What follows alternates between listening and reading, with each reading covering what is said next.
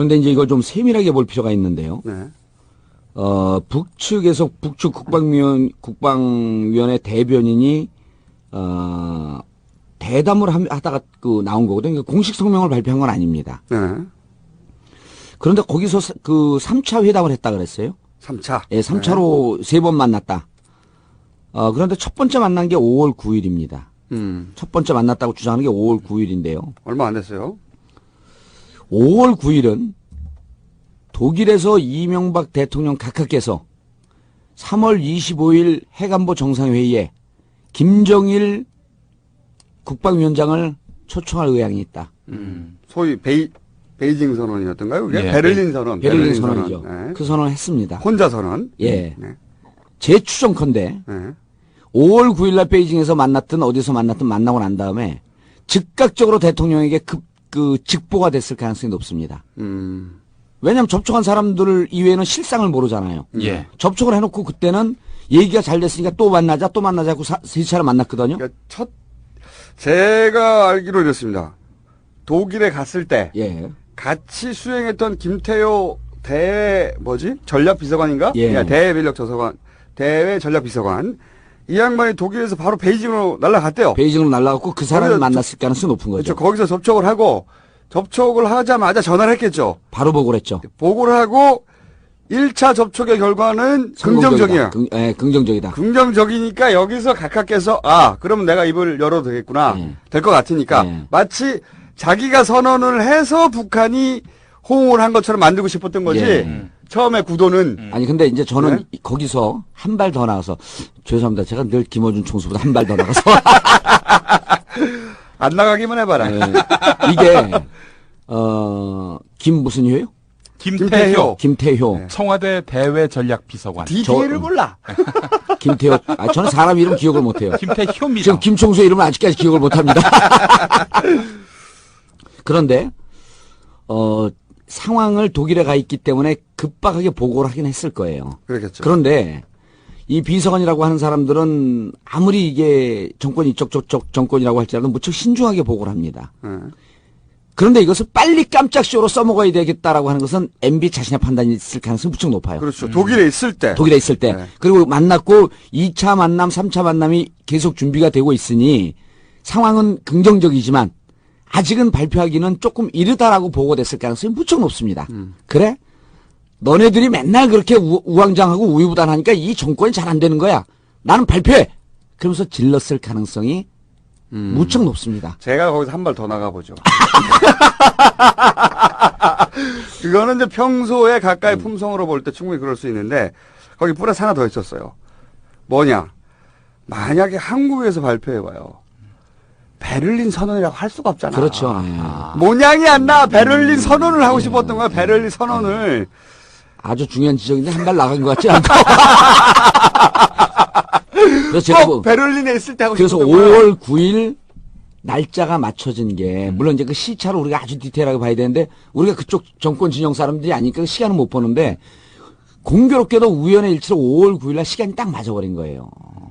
그런데 중국과 이제 어쩌고저쩌고 그래서 제가 보기에는 1차, 2차, 3차 면담은 성공적으로 좀 진행이 된 것 같아요. 성공적으로 진행이 됐는데 두 가지 경로를 생각해 볼 수 있는데 첫 번째는 아까 이제 우리 김총수님께서 지적하듯이 돈이 안 맞았다. 아마 이게 핵심일 겁니다. 핵심인데 또 하나 경로는 이렇게 될 수가 있어요. 지난 3년 동안 보면요. 박정희 시절, 전두환 시절도 남북 관계가 이렇게 한 라인이 붕괴된 적이 없대요. 그렇죠. 네. 그러니까 그런 얘기 이게 많이 하죠. 그리고 이번 이제 우리 청취자 여러분들도 좀 이해하셔야 될 게 외교 관계에서는 이렇게 비밀 접촉하는 것은 관례입니다. 늘상 있습니다. 네. 그런데 남북한 관계가 이처럼 단절된 적이 없습니다. 그러니까 무척 위험한 상황이 유지가 되었던 거죠. 서로를 전혀 서로 무슨 생각을 하고 있는지. 그거를 늘 얘기를 해야 되거든요. 근데 한 그러니까요. 라인을 끊어놓으면 안 되는데 제가 개성에서 기업하는 분들의 몇 번 특강을 갔는데 그분들이 남북한 실정을 너무나 정확하게 가장 알아요. 정확하게 정확하게 알아요. 피부로 그분들이 이렇게 정치적으로 문화적으로 종교적으로 그다음에 기업적으로 단절이 된 적이 역대 없었다. 그래서 자기들이 전 재산 다 날릴 것 같아서 너무너무 위험한 게 이렇게 상호 관계를 단절하고 지내는 이 정권은 아마추어 정권이야. 그 사람들 다 한나라당 지지자들이거든요. 네. 그런 얘기를 여러 차례 들었어요. 그래서 3년 동안 단절되어 있다가 어쨌든 만났는데 이번에 이게 뭐 비밀리에 만나는 게 문제가 있지 않냐. 그러니까 이거는 도덕성이 하자는 없어요. 그렇죠. 만난 것 자체는 문제가 없습니다. 만난 것 자체는 만났어야 하죠. 그렇죠. 만나야 되는 겁니다. 네. 그 만나는 것은 외교와의 관례인데 그걸 이렇게 비밀리에 만난 내용을 이렇게 공개하는 것도 사실은 아주 의외적인 일입니다. 처음 있는 일입니다. 예, 남북 처음 관계에서는. 있는 일이죠. 근데 도대체 이것을 왜 공개를 했느냐? 첫 번째가 결과론적으로 보면 금액이 안 맞았을 가능성이 무척 높습니다. 네. 일단 더 이상 얘기할 게 없다. 그렇죠. 결론이 네. 났고 첫 번째가. 그게 두 번째고 네. 첫 번째 뭐냐면 북한 측이 이 정권에 대한 불신이 역대 어느 정권보다도 가장 깊습니다. 그렇죠. 뭐. 극악무도한 폐악 정권 이런 표현들을 쓰잖아요. 한동안 이명박 정권에 대해서 그런 표현을 안 썼었어요. 이명박 정부 이런 표현까지 완화됐었는데 그래서 이번에 보면은 그러면은 도대체 이 정권을 왜 못 믿냐? 지난 3년 동안도 못 믿었지만 이번에 진행하는 걸 보면 이쪽에서 너무 기업가 정신으로 접근한 것 같아요. 예. 참고적으로 예. 그 프레시안의 그 황준호 기자가 쓴 예. 기사의 한 부분을 제가 좀 읽어보겠습니다. 남북 접촉을 하는 와중에 흡수통일 지향적인 발언을 하는 남측의 대통령. 정상회담을 국내 정치적 목적으로만 추진하려는 계산 속을 뻔히 드러내는 남측 정부. 비밀 접촉의 성과가 없으니까 정상회담을 하자고 했더니 쌀을 달라더라라고 모욕적인 정보를 흘리는 남측 당국자들. 이런 장면을 반복적으로 목격한 북한이 이번만큼은 또 당하지 않겠다고 단단히 벼른 것이다. 예. 그 예상은 들어맞았다. 정확한 분석이죠. 예. 정확한 분석이고 그리고 근데 우리가 프레시안 기자의 분석을 보고 방송을 할 수는 없잖아요. 정확한 분석인데 예. 저기서 이제 이런 얘기는 못 하는 거죠. 예. 틀림없이 그 동거래가 있었을 것이다. 그 그렇죠. 조건이 안 맞을 예. 것이다. 그리고 불신이 있었을 것이다. 음. 근데 이게 진짜 아마추어 정권인 게 이런 게 있었습니다. 이제 그 김태효 대외 전략 비서관이 북한에 가서 예. 갔단 말이죠. 그러면서 표면적으로는 사과를 하면 3월에 부르겠다. 예. 이런 얘기를 했다고 하니까 국내 언론사들이 기자들이 아니 사과하면 불러줄게. 이런 거를 북한이 받을 리가 있느냐. 그렇죠. 이렇게 얘기를 하니까, 그거 어차피 그 제스처를 한 거 아니냐. 북한 대북 관계 잘 안다고 하니까 정부에서 제스처를 한 거 아니냐. 이런 식으로 물으니까, 거기다 대놓고 뭐라고 했냐면, 청와대가 좀 있다가, 아니다. 우리 진짜 잘 진행되고 있다. 그러면서 비밀 접촉 사실을 청와대가 먼저 밝혀요. 인정을 했죠. 예. 네. 예. 이게 진짜 바보들이지. 자기들이 일을 잘한다는 걸 보여주려고 비밀 외교의 기본을 자기들부터 깨버린 거예요. 네. 그러니까 북한이 보기에는 이 새끼들 진짜 아마추어고 믿을 수가 없다. 그렇죠. 도대체. 예. 자기들이 국내 정치에 유리하게 써먹으려고 언제든지 북한을 이런 식으로 그때까지 비밀로 유지한다는 것도 다 깨버릴 수 있다. 그렇죠. 예. 그런 불신이 딱 생기는 순간 내가 보기에는 북한이 안 된 거죠. 예. 예. 그리고 그 와중에 이제 저는 그 북한 측이 신뢰할 수 없으니 남측 정부를 신뢰할 수가 없으니까 너희들이 지원한다라고 하는 경제적 지원, 그다음 민간 차원의 지원을 선 지원을 요구를 했었을 겁니다. 그게 왜 그러냐면 이게 지금 우리나라 진행된 게 그 단독적으로 진행될 수가 없어요. 우리가 아주 좌파 쪽에서는 미국의 식민지라고까지 이렇게 주장하고 있는 나라이기 때문에 미국과 교감이 이루어지면서 이게 진행이 됩니다. 특히 남북 정상회담은 아주 중요한 사안이기 때문에 미 국무부나 미 국방성에 이 레이더망을 피할 수가 없습니다. 그런데 요 얘기가 진행되는 잘 뒤집어 보면 시기를 좀 거슬러 보면 요 얘기가 진행되는 와중에 북미 간에는 무슨 얘기가 진척이 됐냐면 정치적 목적과는 무관하게 쌀 지원, 식량 지원, 그다음에 비료 지원 얘기가 독자적으로 진행되고 있었고 미 국무부는 뭐라고 입장 발표를 했었냐면 이것은 정치적인 그 목적과 무관하게 독자적으로 진행되는 영역이다. 그러면서 실질적으로 쌀과 비료 지원을 약속을 하고 그것을 하기 위해서 북한을 들어가서 그 현지 시찰을 하고 그랬거든요. 이건 뭐냐면 우리나라가 입장을 벼랑을 바꿀 수 없으니 북한이 독자적으로 지원해달라고 하는 것을 우리 대신에 북미 관계에서 지원이 시작이 된 거예요. 그러면 너희들을 믿을 수 있을 만한 지원이라고 하는 것을 우리들에게 경제적인 지원이라고 하는 것을 선 경제 지원을 일정하게 좀 해라. 네, 성금 꽂으라는 거죠. 선금 그렇게 계약금 꽂아라. 네. 근데 계약금 꽂는 걸 거부한 거예요. 그리고 구두로만 입으로만 떼올라 그랬던 거예요. 우리가 해줄 테니까. 그리고 그 테이블 위에다가 봉투로 쓱 올려놓으니 쉬어봤을 거 아닙니까? 쉬어봤겠죠. 쉬어보죠. 네, 당연히. 아니 우리가 경제 지원 해달라 그랬지 내가 무슨 술값 여비 달라 그랬냐 이게. 우리 거지를 보냐 이 새끼들아.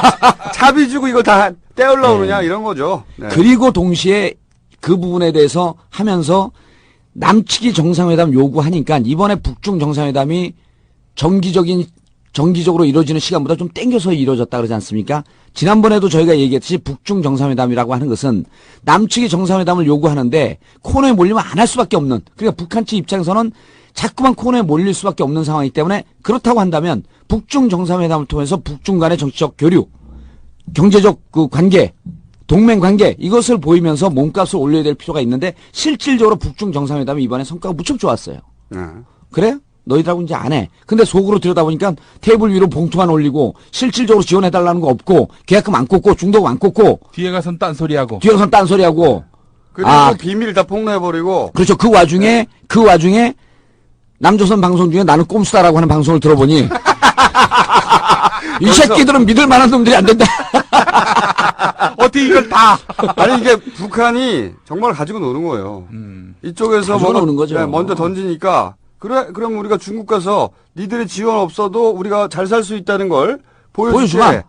그러면서 이제 양쪽에 모두 다 예. 스트레스를 주니까 중국에서도 좋은 딜을 끌어내고. 그러면 예. 그리고 이 남한을 가지고 놀라고 딱 보니까 얘네들이 상대가 안 되는 거예요. 예. 그리고 믿지도 못하겠고 쳐버린 거지 그냥. 에라이 죽어라 새끼라고.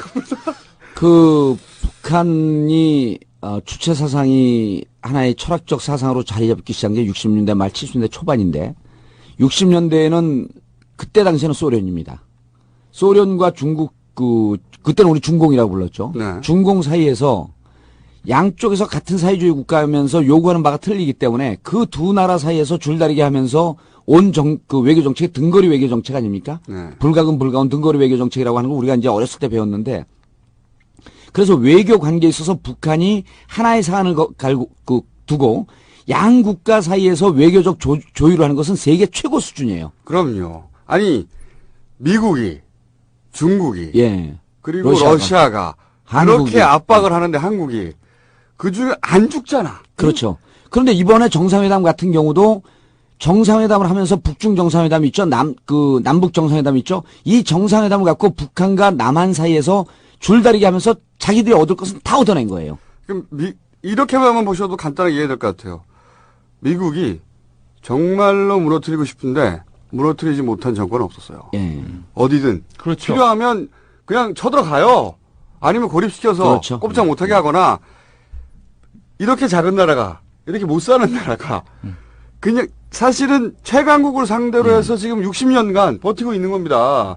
그러니까 그것은 전쟁 한번 안 했죠. 실제로 그렇죠. 그 실제 이후로. 없었죠. 예. 그것은 순전히 지금 도끼 사건, 말씀하신 74년 도끼 사건 이후에는 일체 충돌이 없었죠. 그러니까 순전히 외교력인 거죠. 그 외교력 그렇게 쌓여 있는 그 절정 고수의 북한 외교를 아마추어 이명박 정권 각각해서 상대하다가 이번에 좆된 거죠. 그냥 한마디로. 그러면 그리고 국민을 우습게 보듯이 북측도 우습게 봤고 못 살면 다 바본 줄 아는 거예요. 예.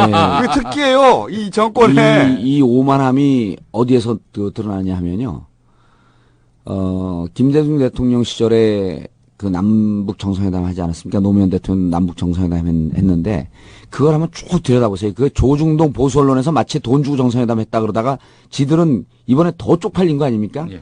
그런데 그때 정상회담 한 걸 잘 보면 6.15 공동선언, 14 공동선언 이런 성명이 나오듯이 남북한의 진짜 민족적 관점에서 우리 민족의 전쟁을 없애고 평화정착을 하겠다라고 하는 양측의 진정성이 가장 깊이에서 만날 때 정상회담이 이루어집니다. 김대중 정권 한 번 했거든요.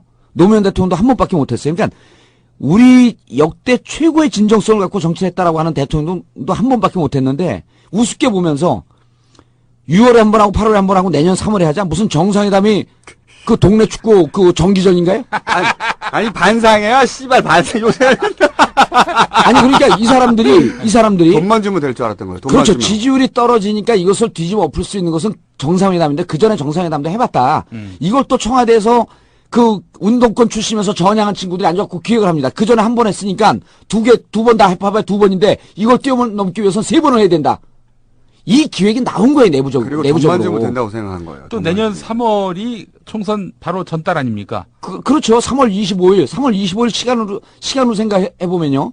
4월 11일이 선거거든요. 네. 3월 25일서부터 3월 28일이에요. 그 핵안보 정상회담이. 네. 그런데 3월 28일 딱 끝나는 날은 있는 대로 이 성과를, 이 치적을 홍보를 할 거 아닙니까? G20처럼. 28일 날. 예. 28일 날이 4.11 총선이 시작되는 바로 그날입니다. 선거운동. 칼같이 맞춰, 칼같이. 근데 이게 문제가 뭐냐면 이런 예리한 분석과 예리한 지적과 통찰력은 저밖에 갖고 있지 않다는 거예요. 하지만 국회의원이 아니라는 거야. 전 의원. 사람들 댓글 올라오고 우리 그 게시판에 막 하니까 그래도 김총수는 꽤 유명하고 김용민 교수도 유명한데 중간중간에 저게 목소리는 개그맨인데 정치를 어떻게 저렇게 잘 알지? 이런 내용이 있으니까 누군지 중간중간에 밝혀달래요. 저는 17대 국회의원, 노원갑을 지역구로 갖고 있는 정봉주 17대 국회의원입니다. 아니, 처음부터 들어요. 누가 중간중간 말도 안 되는 소리를. 그리고 김용민 교수하고 김총수님한테 이거 홍보 좀 하라고 난리가 났어요. 홍보를 안 했는데도 어떻게 1등이냐. 콘텐츠는 스스로를 스스로 증명합니다. 찾아옵니다. 그래서 네. 제가 그렇게 답글을 달았어요. 지금은 국내 일이지만 홍보를 하면 세계 1위가 될까 봐 우리가 두렵다. 뭐 무슨 맥이 닿아야지 같이 웃어주지. 제가 저 한 가지만 더 좀 네. 질문을 드리고 싶은 게, 또 황준호 기자의 글을 네. 또. 그 황준호는 누구예요? 동생이에요? 저하고 나이가 같습니다. 아, 그래요? 아니만 같아 모르는 사람이요. 아니, 방송 같이 했었어. 아 그래? 어. 그 황준호 기자가 얼마 전에, 프레시안에서 꽤 외교, 통일 예, 분야. 외교 통일 분야. 예, 뭐, 전문 기자라는 뭐 호칭을 달진 않았습니다만은, 예. 여하간. 수시로 우리를 만나고 밥을 사면서 좀 배우라 그러세요. 예, 그 양반이 정세현 전 통일부 장관, 북한에서 가장 신뢰하는 가장 신뢰하는. 남쪽 관료인데, 이 양반의 책을, 대화록을 이제 냈어요. 그러니까 자기가 인터뷰하면서 정세현의 정세 토크라는 책을 이 정세현 양반이. 전 통일부 장관 대단한 분입니다. 저는 그 그렇죠. 책이면은 대한민국의 숙골들은 다 사라진다. 예. 확신을 합니다. 그걸 안 읽지 근데. 네. 우리도 안 읽었는데. 예, 정말 한번 읽어보셨으면 좋겠는데, 이제 이 황준호 기자가 얘기한 거는 이 회담, 예. 공식 회담이든 비공식 회담이든 뭐 비밀 접촉이든 다 녹음을 한다는 거예요. 남쪽도 녹음하고 북쪽도 그렇죠. 녹음하고. 예. 당연하죠, 그런데 북쪽에서 애걸복걸했다 이런 식으로 얘기를 했단 말이죠. 만약에 이게 사실이 아니고 날조라면은 북한에 당연히 남쪽에서는 녹취록을 깐다든지. 까죠. 예, 이런 녹취록 그냥 식으로 까면 그건 뭐 누가 듣겠습니까? 예. 녹취록을 풀어서 공개해야죠. 네, 어쨌든. 풀어서 공증해서 공개해야 됩니다. 근데 이 남쪽에서는 4시간 동안 우물쭈물하더니 신묵. 예, 신묵 모두. 거짓말이다라고 안 하고 우리의 진위를 잘못 해석했다. 그렇죠. 이런 거죠. 오해하셨어요. 아니 이런 겁니다. 녹취가 있으니까. 아니 북측이 주장한 그 내용 그 말은 그대로 했지만 네. 뜻은 그게 아니었었다. 네. 이 얘기를 한 겁니다. 이거 오해라는 거죠. 그렇죠 오해죠. 우리 말은 그대로 했다. 각하의 특기죠. 오해. 오해. 네. 예. 북한이 자꾸 남쪽에서 헛소리하면 녹취를 까버릴 수가 있으니까. 그런데 이제. 이 상황에서 남쪽에서는 그렇게 소극적으로 대응하고 끝냈어요. 만약에 북한이 녹취록을 깐다든지 이런 상황까지는 가지 않았으면 좋겠다. 예. 이게 남측이 북쪽에다 보낸 메시지가 아닌가. 제가 보기에는 예. 주도권은 완벽하게 북한에 갔습니다. 이제. 그러니까 앞으로 북한이 갖고 논다는 거 아니에요? 그럼요. 남한테. 완벽하게 데다가 녹취까지 이제- 가지고 있는 데다가 그러다가 이제 우리가 방송 시작하기 전에 이제 뭐 김총수님, 김용민 교수도 지적을 했지만 서로 간에 도발적이고 자극적인 것을 삼가면서 그러니까 이게 그동안 한 60년간 단절되어 있던 양측이기 때문에 예. 상호 존중해주고 옛날에 문익환 목사님이 그런 얘기를 했어요. 이혼한 부부가 다시 만나야 되는데 만나기 위해서는 서로 칭찬을 해줘야지 이게 재결합이 된다. 비판하고 욕하면 어떻게 재결합이 되냐 이게. 그래서 우리는 북한 측을 존중하고 칭찬해주고 북측은 남측을 존중해주고 칭찬해줘야지 재결합의 가능성이 높아진다. 저는 그 얘기가 너무나 가슴에 와닿아요. 그 지금 이명박은 북한에다가 예, 사과해라. 예. 돈 줄 테니까. 쌀 줄게. 그리고 약 올리잖아요. 그 무슨 예비군 훈련장에 예. 김일성 3부자 사진을 걸어놓고 이런 거는 아무리 미워도 우리가 남북한 대화를 하려고 하는 입장이기 때문에 예. 사소한 거라도 이런 건 좀 피해줬어야 되는 거죠. 인천의 모 부대에서는요. 예. 플래카드로 이렇게 내걸었다고 합니다. 김정일, 김정은 둘의 목을 따야 북한의 세습을 끝낼 수 있다. 군부대에서. 군부대에서요? 예, 그러니까 아마 그런데 그런 얘기에 대해서 이제 문제 제기를 하면 예. 좌빨이라 이- 그러죠. 이 정권의 특징은 몰랐다고 그러는 거예요. 예. 몰랐다. 그냥 알아서 한 것이다 밑에서. 그런데 이번에 네. 이제 4시간 반 동안 침묵하다가 발표한 내용이 우리 진위가 왜곡됐다. 예. 진이가 뭐야 근데? 진이가 오지 말라는 거야? 어떻게 타는 거야? 그래서 저는 근데 거기서 계속 봤어요. 네. 예전 같으면 대통령 워딩이 거기에 인용이 되거든요. 대통령 워딩은 뻔한 거 아닙니까? 내가 해봐서 아는데.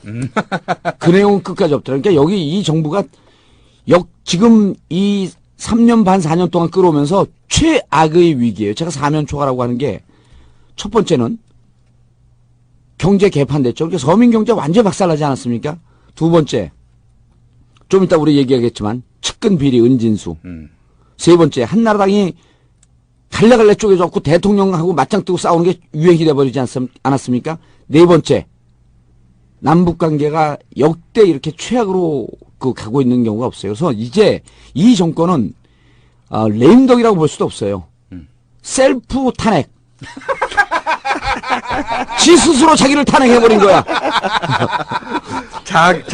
자기야. 근데 지금부터 들으실 내용은 각각께서 이런 말씀을 하신 적은 없죠, 절대로. 그렇죠. 없습니다. 저쪽에서. 없고 다만 BBK 저희 3회차 방송을 들으시고 네. 각각께서 혹시 마음속으로 예. 이런 성찰에 어떤 기회를 가지셨지 않았을까? 각각께서는 워낙 마음도 이렇게 안 해본 게 없으신 반성까지도 안 해본 게 없으시기 때문에 다경험의 소유자시기 때문에 예. 반성까지도 하시지 않으셨을까? 예. 그래서 저희가 그분의 어떤 음성을 심령으로 녹음을 했습니다.